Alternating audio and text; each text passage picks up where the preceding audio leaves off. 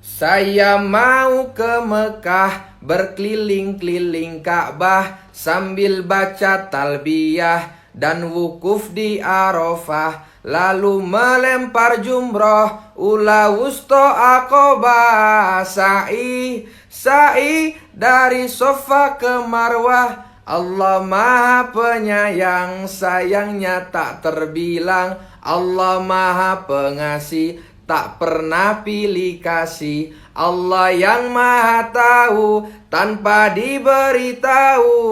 Allah, Allah, la ilaha illallah.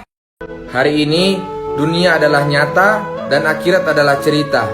Tapi nanti setelah mati, dunia hanya cerita dan akhirat jadi nyata. Teman-teman, masa depan kita itu bukan di dunia, masa depan kita itu akhirat. Alam kubur, alam mahsyar, alam mizan, surga atau neraka menanti kita semua. Jadi yuk kita pergunakan waktu, tenaga, harta ini untuk taat sama Allah, agar kita semua punya masa depan yang indah di surganya. Kalau lagi malas sholat, bayangkan ketika azan berkumandang, Allah memanggil dirimu untuk mengajak kau lebih dekat dengannya. Bayangkan ketika kau takbir, Allah melihatmu. Allah tersenyum dan bangga kepadamu. Bayangkan ketika kau ruku, Allah menopang badanmu hingga kau tak terjatuh.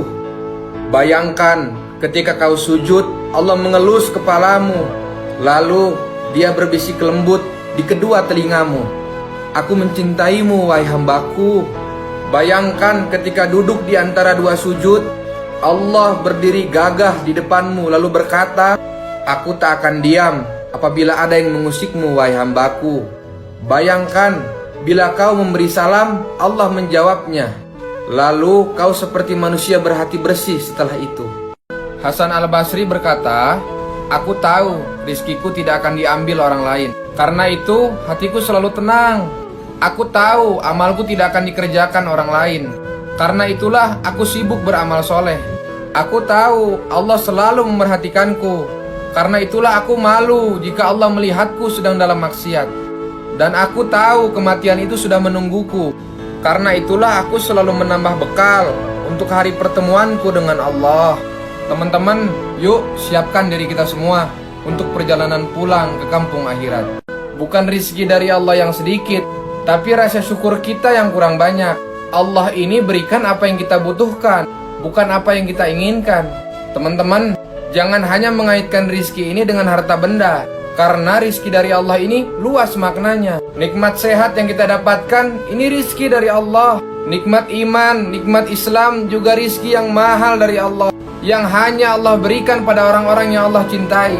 Yuk, biasakan diri kita untuk mudah bersyukur sebelum Allah cabut nikmat ini. Allah katakan tidak satupun makhluk bernyawa di bumi melainkan dijamin rizkinya. Terus kenapa harus ikut-ikutan? Kenapa harus menghalalkan segala cara? Dan kenapa masih nggak yakin besok memakan apa? Yang jamin rizki kita bukan lagi presiden atau raja, tapi yang jamin itu Allah, yang ciptakan dunia dan segala isinya. Masih nggak yakin? Ambil pelajaran dari cicak. Tinggalnya di loteng yang nggak ada makanan. Tugasnya cuma buka mulut, makanannya Allah hantar ke mulutnya. Tugas kita itu cuma sebatas ikhtiar. Perkara hasil itu urusannya Allah. Yuk belajar yakin sama Allah.